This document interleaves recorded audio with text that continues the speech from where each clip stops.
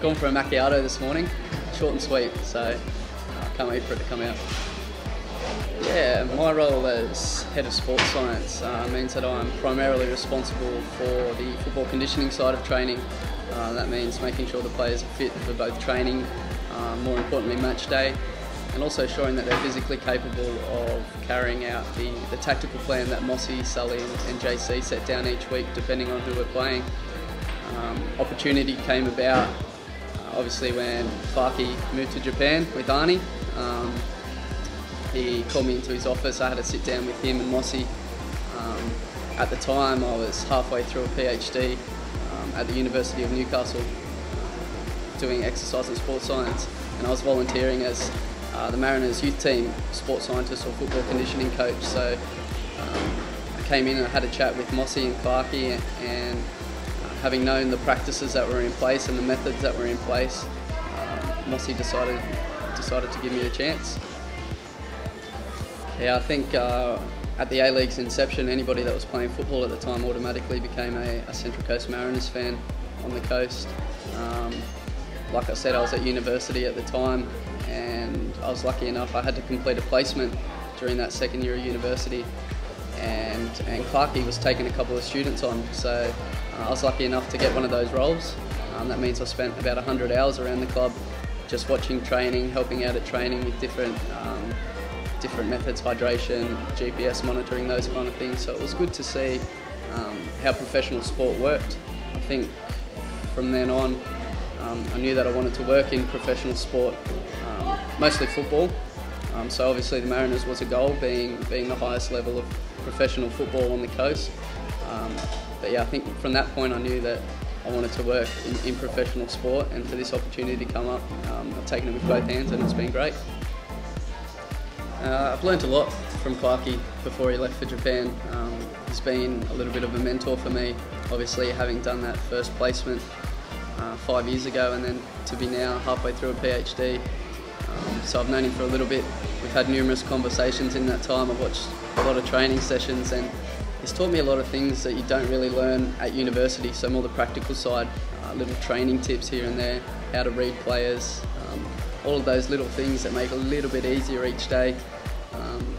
In regards to some of my own research that I'll be looking to implement, my main focus of the PhD was looking at different cooling methods for team sport athletes when exercising in the heat. So obviously with the A-League being played in the summer months and some hot days over in Perth or in Adelaide, in Brisbane, any way that we can cool the players down, either before the match, at half-time, to improve performance is important. So I'll be playing around with a few little things, maybe some ice slushies at training with a Gatorade mix. I'm sure the boys would love that. I've had a few little chats with some of them, and they can't wait for me to buy that slushy machine. At the moment we use some ice towels and cold baths, but that was where my research was focused. So yeah, I'll definitely be looking at implementing some of those come match day. This time of the year, with all of the travel and a heavy match schedule, the most important factor of training is really recovery and making sure that the boys are fresh each week. So we use a range of methods to make sure, or to monitor these things. We use direct methods such as heart rate monitoring, so we can see how they react to different training drills and whether they're in specific zones. We use indirect measures as well, so questionnaires before training in the morning. We ask the players, how did you sleep? How are certain muscle groups feeling? Are you stressed? Are you tired? Are you fatigued? So it's a combination of looking at those two things together and just keeping everything new and exciting for them. New training drills, recovery at places that we know they like, so I'll walk along Terrigal Beach or a swim in the ocean. Different training drills that we know get them up, so little boxes or 5v2s. Just things that don't let them get down in the dumps and that keep them up on their toes the whole time. So that's the main focus in this period. Just making sure that everybody's fresh, and at training especially, less is more. So just light sessions, getting through what we need to, and making sure that come match day they're 100% ready to go. Biggest challenge is sometimes putting up with some of the boys, I think. They come in a bit moody some days, other days they're up, so it's a matter of reading them in the morning, but most of them are pretty good. Mossy, Sully, JC, Nilo, even Ricky and Paulie, they've all been fantastic since I've come in mid-season. They're all there to bounce opinions off, have a little chat here and there. The senior boys in the squad as well. When I first came in, I made sure that every week I was having a chat with either a Monty or a Hutch or a Millet, just getting their feedback on certain things that I could be doing better or that could change. So I must say, since coming in, everybody in the club, from the coaching staff, even down through the playing ranks, has been great, and I've learned a heap in my first season already. Yeah, it's always good to see new sights and being maybe even a different country every second week with this ACL.